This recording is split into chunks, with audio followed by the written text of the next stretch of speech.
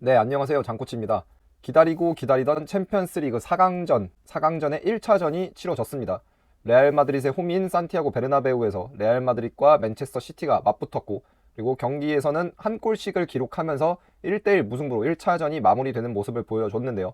이미 맨체스터 시티에 과르디올라가 온 이후에 레알 마드리드과 맨체스터 시티, 그리고 맨체스터 시티와 레알 마드리드는 이미 여러 차례 맞붙었던 바 있습니다. 하지만 저는 그 전까지의 대결에 비해서 이번 시즌 이 맞대결이 굉장히 저로서도 기대가 됐는데요. 이번 시즌의 맨체스터 시티는 조금 다릅니다. 토너먼트에서도 우승을 하기에, 그러니까 이 챔피언스 리그라는 무대를 우승하기에 최적의 조건을 갖춘 상태, 혹은 과거의 경험을 통해서 이번에는 진짜로 챔피언스 리그 우승을 할 만한 모습을 보여주고 있기 때문에 이번 맞대결은 다르다고 생각을 했고, 그렇기 때문에 개인적으로 기대를 굉장히 많이 했거든요. 그런데 역시나 이번에는 제가 기대했던 것을 실망시키지 않고 양 팀의 경기, 이 4강 1차전이 굉장히 훌륭한 경기 내용을 보여주었습니다. 경기 스코어로 봤을 때는 1대1 무승부기 때문에 표면적으로 봤을 때는 골이 조금 더 나왔으면 좋았겠다, 아니면은 어느 한 팀이 차라리 승리를 거뒀으면 좋았겠다라고 생각하시는 분도 계시겠지만, 경기 내용을 봤을 때는 양 팀 모두가 어느 정도 납득을 할 만한, 그리고 만족까지는 아니더라도 수긍을 할 수 있을 만한 경기 내용이었다고 생각을 합니다. 그래서 경기 내용적으로도 굉장히 의미가 있었던, 경기 내용을 봤을 때 전술적으로 상당히 표현이 맞는지 모르겠지만 풍요로운 경기였다라고 저는 얘기를 하고 싶은데, 이번 영상에서도 그럼 경기 내용적으로 어떠한 상황이 벌어졌었는지에 대해서 얘기를 해보도록 하겠습니다. 우선 전반 초반부터 보았을 때 맨체스터 시티가 원정팀임에도 불구하고 공을 가지고 주도권을 놓지 않으면서 굉장히 경기를 잘 운영하는 모습을 보여줬습니다. 그리고 경기 초반에 특히 케빈 드브라이네의 슈팅이 연속으로 이어진 것이 이를 증명하는 현상이었다고 볼 수가 있는데요. 그러니까 경기를 공을 가지고 잘 컨트롤을 했기 때문에 데브라이너가 여러 차례 슈팅을 시도할 수 있었다라고 얘기를 할 수가 있겠습니다. 과르디올라는 이미 레알 마드리드를 상대로 할 때, 특히 원정에서 상대를 할 때 과거 경기들에서도 경기가 끝난 이후에 기자회견을 통해서 여러 차례 언급을 했던 것이 무엇이냐면은 공을 가지고 최대한 경기 템포를 늦춰야 한다. 그리고 정면으로, 그러니까 지금 같은 경우 이번 경기로 치자면 알라바와 이제 루디거가 있다 그러면 이 정면으로 공을 집어 넣어서 상대 백라인을 포함한 크로스, 모드리치, 그리고 발베르데까지 이 선수들이 공중볼을 정면으로 보내서 정면에서 이제 경합을 하는 상황을 최대한 막아야 한다. 혹은 그런 상황을 최대한 피하면서 경기를 운영해야 된다라고 얘기를 했는데, 이번 경기에서도 기본적인 스탠스는 똑같았다고 볼 수가 있겠습니다. 공을 가지고 경기의 템포를 최대한 자신들의 것으로, 그러니까 느린 템포로 경기를 운영하면서 공격을 하다 수비로 전환되는 상황이 최대한 적게 나오게끔, 그리고 그런 관점에서 이제 필요했던 선수들이 바로 좌우 측면에 있던 베르나르도 실바와 이제 그릴리시 같은 선수죠. 경기가 끝난 이후에 과르디올라가 기자회견에서도 얘기를 했는데, 왜 교체 카드를 활용하지 않았냐, 특히 벤치에는 필포든이나 마레즈처럼 뭔가 경기 템포를 끌어올릴 수 있는 옵션들이 있음에도 불구하고 왜 그런 옵션들을 활용하지 않았냐라는 질문에 대해서 방금 제가 얘기했던 레알 마드리드 상대로는 경기 템포를 끌어올리는 게 아니고 공을 가지고 이제 스페인어로는 빠우사라고 하죠. 이제 그 댓글에 제가 게시판에, 커뮤니티 게시판에 올린 글에 댓글에 이제 빠우사라는 표현이 최근에 조금 국내에서 많이 쓰이면서 스페인어로 이게 어떠한 뜻을 의미하며 축구에서 쓰였을 때 어떤 뜻이 있느냐라고 이제 물어봐 주셔가지고 이제 설명을 잠깐 드리자면, 빠우사라는 거는 방금 제가 말씀드렸던 내용을 그냥 그대로 생각을 하시면 됩니다. 말 그대로 뜻이 직역을 했을 경우에 쉼 혹은 휴식, 약간 이런 뜻을 의미하기 때문에, 그러니까 공을 가지고 휴식을 할 수 있는 베르나르도 실바와 그릴리시의 경우에는 마레즈나 필포든에 비해서 뭔가 공격적이지 않다기보다는 공을 조금 더 소유하다가 공을 순환시키는데 조금 더 특화되어 있는 선수들이기 때문에 이제 빠우사, 팀이 공을 가지고 경기 템포를 조절하면서 쉴 수 있는 요건을, 상황을 만들어줄 수 있는 선수죠. 그래서 과르디올라는 결국에는 이 베르나르도 실바, 그릴리시라는 선수를 선발에 넣고 90분 내내 경기에 뛰게 하면서 레알 마드리드 상대로 이 빠우사, 경기 템포의 조절, 휴식을 가져가면서 경기를 운영하는 모습을 보여줬습니다. 큰 전체적인 플랜은 그랬지만 근데 결국에 이것이 전부는 아니었는데요. 특히 경기 초반부터 레알 마드리드이 맨체스터 시티를 상대로 애를 먹을 수밖에 없었던 이유는 바로 맨체스터 시티의 공격을 할 때의 선수들의 포지셔닝에 있다고 볼 수가 있습니다. 그리고 조금 더 구체적으로 얘기를 하자면은 스톤스의 전진으로 인해서 발생하는 수적 우위를 레알 마드리드이 지공 상황에서, 그러니까 맨체스터 시티가 지공을 하는 경우에는 이를 컨트롤하기가 어려웠다라고 할 수가 있겠습니다. 이번 시즌 최근 들어서 스톤스는 굉장히 많이 잘 알려져 있는 것처럼 백포를 구성할 때, 그러니까 최근 경기들에서는 이제 센터백에 있다가 전진하는 경우가 많지만 이번 시즌 초반만 하더라도 이제 오른쪽 풀백으로 나와 있다가 풀백에서, 이제는 너무 많이 쓰이는 표현이죠. 국내에서도 인버티드 풀백이라고 해서 풀백이 안쪽으로 좁혀 들어와서 이제 피봇 때 이 미드필더, 중앙 미드필더로 활약하는 경우가 굉장히 많은 선수였습니다. 그리고 이번 경기에서도 이는 마찬가지였는데요. 오른쪽 센터백으로 나왔던 스톤스는 오른쪽 센터백으로 공격 국면에서는 계속해서 머무는 것이 아니고 전진을 하고 이제 후벤 디아스 같은 경우가 안쪽으로, 그리고 워커와 아칸지 같은 경우가 좁혀들면서 이런 식으로 백3를 형성하면서 사실상 맨체스터 시티는 3-2-5의 형태로 플레이를 하는 시간이 굉장히 길었습니다. 이런 식의 움직임을 통해서 레알 마드리드에게 맨체스터 시티가 문제를 유발했던 방식은 바로 수적 우위를 가져오고 오는 형태였다고 할 수가 있는데요. 이 수적 우위는 가장 여러 형태가 있지만 앞으로 지금 영상을 보면서 살펴보겠지만 기본적으로 여기서 발생하는 수적 우위는 바로 지금 보실 수 있는 여기서 오는, 그러니까 크로스와 모드리치 그리고 발베르데 이 3명에 대해서 맨체스터 시티의 미드필더 4명, 전진한 스톤스와 로드리 그리고 균도간까지 이 4명이 가져가는 4대3의 수적 우위에서부터 계속해서 발생이 됐다고 볼 수가 있겠습니다. 예를 들어서 스톤스가 후방에 있다가 전진했을 경우에 기본적으로 이 상황이라면 모드리치는 자신의 등 뒤에 있는 데브라이너를 의식을 해야 하지만 만약에 스톤스가 공을 가지고 있게 될 경우에는 결국에는 공을 가진 스톤스에게 전진할 수밖에 없게 됩니다. 그렇다면 여기서 이제 자연스럽게 풀리는 것이 데브라이너가 되게 되고, 만약 데브라이너를 크로스가 막는다고 한다면, 그리고 균도간을 발베르데가 막는다고 한다면은 또 여기서 이제 로드리가 프리 상태로 풀리게 되면서 이런 식으로 계속해서 유기적으로 움직이면서 레알 마드리드의 이 미드필더 크로스, 발베르데, 모드리치를 상대로 지속적으로 수적 우위를 통해서 지공 상황을 가져갔던 것이 맨체스터 시티의 경기 운영 방식이었다고 볼 수가 있겠습니다. 네, 그래서 방금 설명했던 이 스톤스의 움직임을 통해서 혹은 스톤스의 포지셔닝을 통해서 맨체스터 시티가 지속적으로 레알 마드리드를 상대로 수적 우위를 가져갔던 상황을 경기 화면을 통해서 한번 살펴보도록 하겠습니다. 지금 보시게 되면은 공을 가지고 있는 스톤스가 이제 모드리치를 대적하고 있는 것을 볼 수가 있는데요.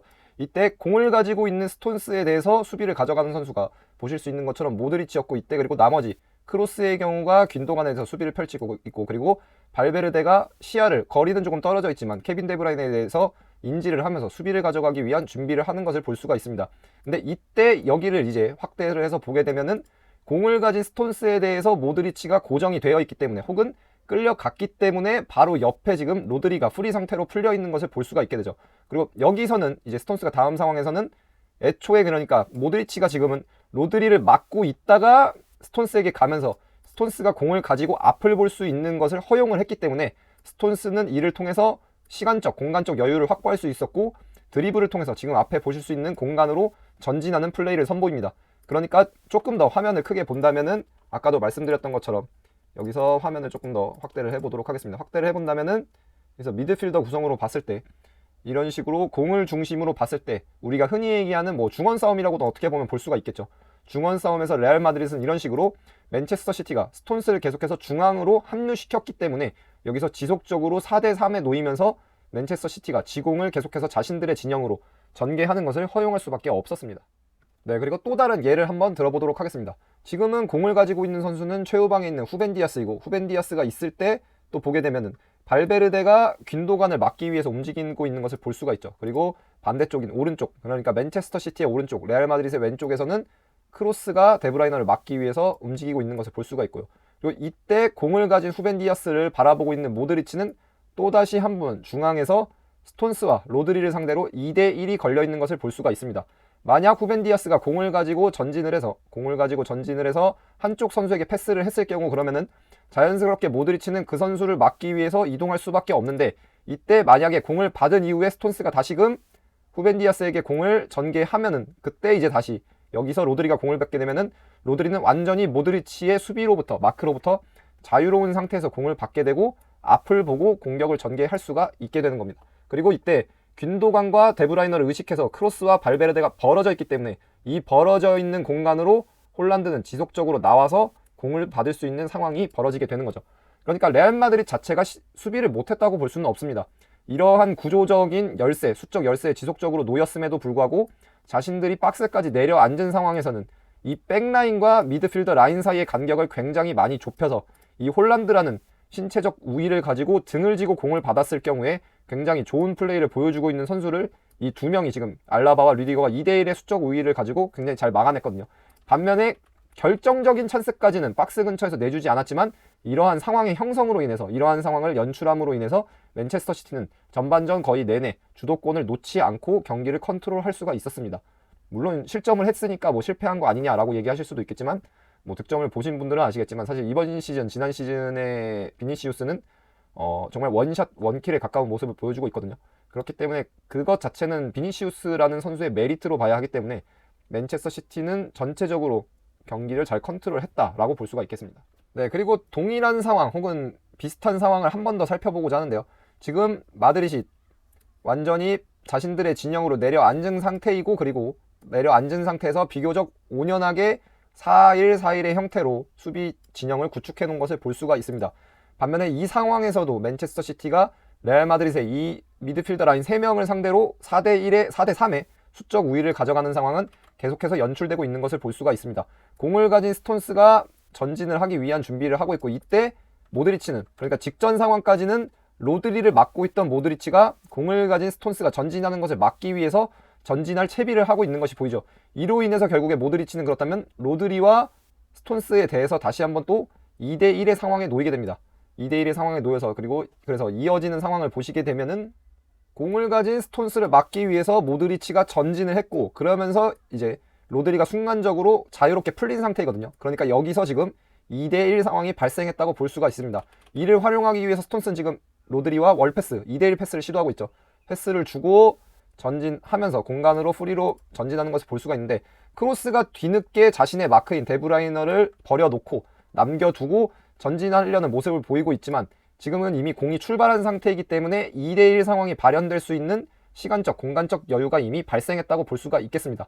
그러니까 계속해서 반복해서 얘기하지만 이 4대3의 우위를 통해서 맨체스터 시티는 레알 마드리드 상대로 계속해서 지공 상황에서 주권을 가지고 경기를 펼칠 수가 있었습니다. 이와 같은 수적 우위의 확보를 통해서 경기를 전반전에는 굉장히 잘 컨트롤했던 맨체스터 시티였지만, 그러니까 거꾸로 말하자면 레알 마드리드는 자신들이 지공을 펼칠 때는 전반전에 그렇게 크게 두각을 드러내지 못했습니다. 하지만 시간이 흐르면서 후반전이 들어가면서 이러한 흐름은 어느 정도 반전이 됐는데요. 경기를 보신 분들은 아시겠지만 후반전 중반까지는 레알 마드리드의 페이스가 굉장히 좋았습니다. 그리고 이 페이스가 좋았단 말은 무슨 말이냐면은 전반전과 다르게 맨체스터 시티를 상대로 레알 마드리드이 공을 가지고 지공을 하는 데 있어서 훨씬 더 나은 모습을 보여주었는데요. 이는 안첼로티 감독이 전반전이 끝난 이후에 후반전이 들어가면서 가져간 전술적 변화가 굉장히 주요했기 때문이라고 볼 수가 있겠습니다. 그렇다면 경기 상황을 통해서 또 어떠한 변화가 있었는지에 대해서 언급을 해보도록 하겠습니다. 네, 지금 보실 수 있는 상황은 후반전이 시작되고 얼마 안 된 직후의 거의 상황이라고 볼 수가 있는데요. 맨체스터 시티는 이번 경기에서 레알 마드리드 상대로 수비 진영을 구축하는 데 있어서 4-4-2 형태 혹은 4-1-4-1에 가까운 모습을 보여주었습니다. 그래서 보시게 되면 그릴리시, 로드리, 균도간, 그리고 반대쪽에 베르나르도 실바가 위치해 있고, 전방에서 2명, 그러니까 케빈 데브라이너와 홀란드가 1선을 구축하는 모습을 보여줬거든요. 그런데 전반전에는 압박이 어느 정도 시료를 거두면서 레알 마드리드이 지공을 통해서 뭔가 유효한 찬스를 만들어내거나 경기의 흐름을 자기의 것으로 가져오지 못했는데, 후반전 들어서는 방금 얘기했던 것처럼 구조적으로 안첼로티 감독이 변화를 주면서 이러한 시티의 압박이 효과적으로 먹혀들지 않았다고 할 수가 있겠습니다. 기본적으로 전반과는 다르게 보실 수 있는 것처럼 크로스가 좌우 센터백이었던 리디거와 알라바와 동일선상까지 내려가서 여기서 맨체스터 시티의 1선을 상대로 3대2의 수적 우위를 가져가기 시작한 것이 가장 근본적인 변화라고 볼 수 있겠고요. 그리고 여기에서 멈추는 것이 아니고 2차적으로 딸려왔던 것이 바로 후반전 사실상 어떻게 보면 주인공이었다고도 볼 수가 있는데, 이제 왼쪽 풀백으로 나왔었던 까마빙가입니다. 까마빙가가 왼쪽 풀백 사이드 채널에 위치해 있는 것이 아니고 지금은 센터 채널, 그러니까 지금 그냥 딱 보더라도 센터 서클까지 와서 공을 받기 위해서 움직이고 있는 것을 볼 수가 있고, 그리고 이로 인해서 맨체스터 시티의 1선 케빈 데브라이너와 홀란드는 3대2 플러스 1, 그러니까 뭐 어떻게 보면은 4대2의 상황에 놓이게 되는 거죠. 그리고 까마빙가의 경우에는 지금 안쪽에서 그냥 들어온 것이 아니고 베르나르도 실바와 로드리의 등 뒤에 있다가 이동을 해서 공을 받을 준비를 하고 있기 때문에, 지금 보시는 것처럼 로드리가 뒤늦게 압박을 하려고 움직이고 있기는 하지만 공을 받았을 때 다음 플레이를 가져갈 수 있는 시간적, 공간적 여유를 확보할 수가 있었습니다. 그러니까 말 그대로 이 둘의 시야 밖에서 등 뒤에서 나타났기 때문에 여기서 이러한 시간적, 공간적 여유를 확보할 수가 있었던 거죠. 이러한 카마빙가의 포지셔닝 변화 같은 경우는 4-3-3 시스템을 굉장히 적극적으로 활용한 변화 형태라고 볼 수가 있겠습니다. 말씀드렸던 것처럼 크로스가 1선에, 맨체스터 시티 1선에 등 뒤에 있는 것이 아니고 내려와서 여기서 3대2의 수적 우위를 형성하고, 그리고 단순히 여기서 그치는 것이 아니고 까마빙가가 말씀드린 것처럼 맨체스터 시티 2선에 2선의 등 뒤로 이동하는 것을 볼 수가 있습니다. 그리고 이때 등 뒤로 이동하고 이 왼쪽 측면 채널, 사이드 채널 공간을 활용하는 것은 이제 모드리치가 되는 경우가 많았고요.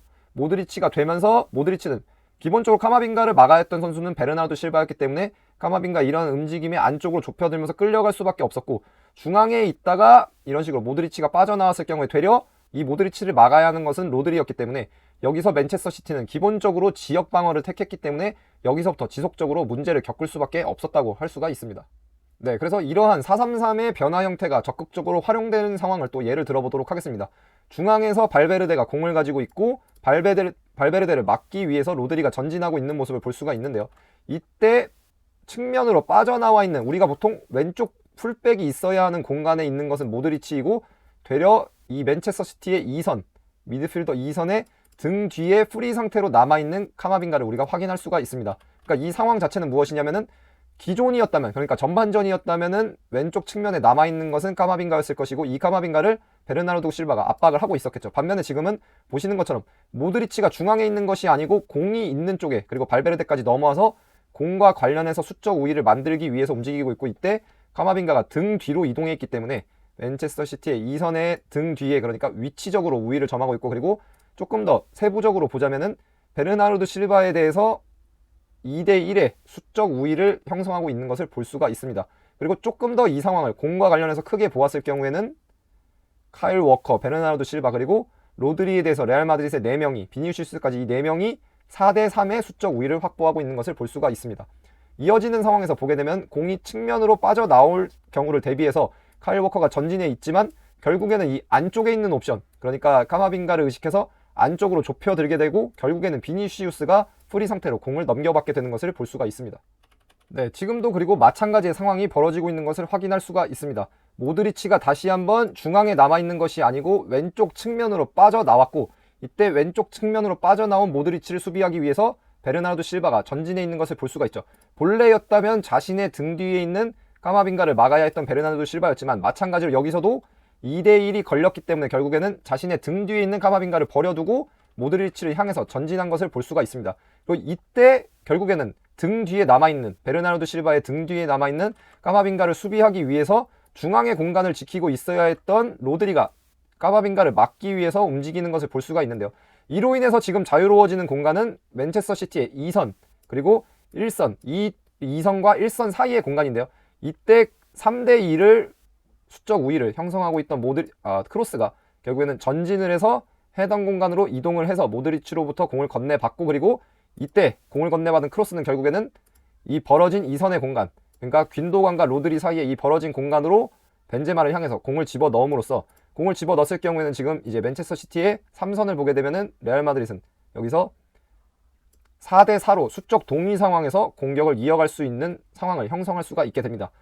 그러니까 단순히 선수의 위치를 바꿨다라기보다는 맨체스터 시티의 압박의 형태를 고려했을 때 마치 전반전에 레알 마드리드이 스톤스의 움직임으로 인해서 계속해서 맨체스터 시티에게 수적 열세에 놓일 수밖에 없었던 것처럼, 레알 마드리드 또한 왼쪽 풀백이었던 카마빈가의 위치를 수정을 함으로써, 변화를 줌으로써 맨체스터 시티에게 똑같은 상황을 연출했다고 볼 수가 있겠습니다. 네, 그래서 양 팀이 1대1 무승부를 거두기는 했지만 단순히 1대1 무승부를 거둔 것이 아니고, 이러한 상황의 연출을 통해서 양 팀이 어느 정도 어떻게 보면 공평한 1대1 승부를 거뒀다고 볼 수가 있겠습니다. 네, 전반전의 경우에는 맨체스터 시티가 조금 더 주도하는 경기 흐름이었다면은, 이에 반해서 후반전의 경우에는 카마빈가의 포지셔닝 변화, 그리고 모드리치와 카마빈가를 이은 이 4-3-3 유닛의 움직임을 통해서 레알 마드리드이 후반전에서는 경기 흐름을 가져갔다고 볼 수가 있는데요. 그러니까 조금 더 정확하게 이 경기의 흐름을 예약하자면, 전략적으로 가르디올라가 좋은 전략을 준비해 나왔고, 이를 토대로 맨체스터 시티가 전반전에는 전술적으로 훌륭하게 기능을 했다. 이에 반해서 레알 마드리드의 경우에는 안첼로티가 맨체스터 시티의 전략에 대해서 전술적으로 잘 반응을 했다라고 볼 수가 있겠습니다. 전술은 실시간의 개념이고, 반면에 전략은 상대를 분석해서 예측하는 개념이기 때문에 결국 이러한 표현을 통해서 경기를 설명을 할 수가 있을 텐데요. 개인적으로는 뭔가 1차전을 봤을 때 2차전이 더 기대가 된다거나 그런 경우가 드물었는데, 이번 1차전은 저로 하여금 2차전을 굉장히 기대하게끔 만듭니다. 왜냐하면 1차전이 끝난 이후 가르디올라 감독의 기자회견을 봤을 때 이 후반전 레알 마드리드이 가져갔던 이 변화를 언급을 했거든요. 그리고 그러면서 압박이 잘 먹혀들지 않아서 경기를 자기가 지금 다시 보고 이제 다음 경기를 준비할 시간이 충분히 있기 때문에 경기를 본 이후에 레알 마드리드이 이런 식으로 움직였을 때 이에 대해서 어떻게 대응을 할지 경기를 보고 준비를 하겠다라고 얘기를 했는데, 그렇다면 이러한 변화를 만약에 레알 마드리드이 또다시 가져간다면, 혹은 만약 이를 처음부터 경기 시작부터 활용한다면 맨체스터 시티가 또 어떤 식으로 대응을 할지에 대해서 굉장히 기대가 된다고 볼 수가 있습니다.